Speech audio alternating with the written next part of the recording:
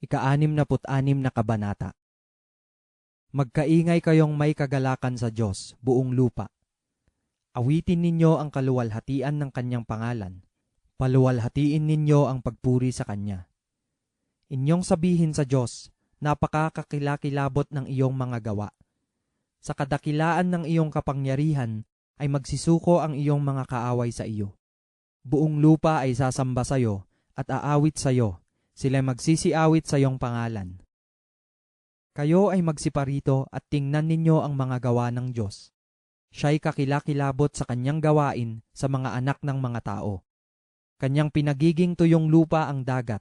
Sila'y nagsidaan ng paa sa ilog. Dooy nangagagalak kami sa kanya. Siya'y nagpupuno ng kanyang kapangyarihan magpakailanman. Papansinin ng kanyang mga mata ang mga bansa. Huwag mangagpakabunyi ang mga manghihimagsik. O purihin ninyo ang ating Diyos, ninyong mga bayan, at iparinig ninyo ang tinig ng kanyang kapurihan. Na umaalalay sa ating kaluluwa sa buhay, at hindi tumitiis na makilos ang ating mga paa.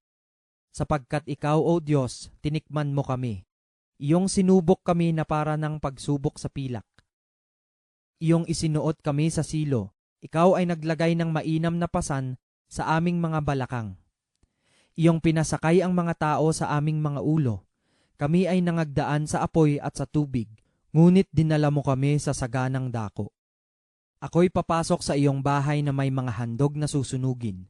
Aking babayaran sa iyo ang mga panata ko, na sinambit ng aking mga labi at sinalita ng aking bibig, nang ako'y nasa kadalamhatian. Ako'y maghahandog sa iyo ng mga matabang handog na susunugin, na may haing mga tupa. Ako'y maghahandog ng mga toro na kasama ng mga kambing.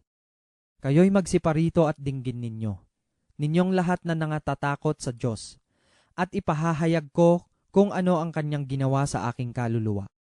Ako'y dumaing sa kanya ng aking bibig, at siya'y ibinunyi ng aking dila. Kung pinakundanganan ko ang kasamaan sa aking puso, hindi ako didinggin ng Panginoon. Ngunit katotohanang dininig ako ng Diyos. Kanyang pinakinggan ang tinig ng aking dalangin. Purihin ang Diyos na hindi iniwaksi ang aking dalangin, ni ang kanyang kagandahang loob sa akin.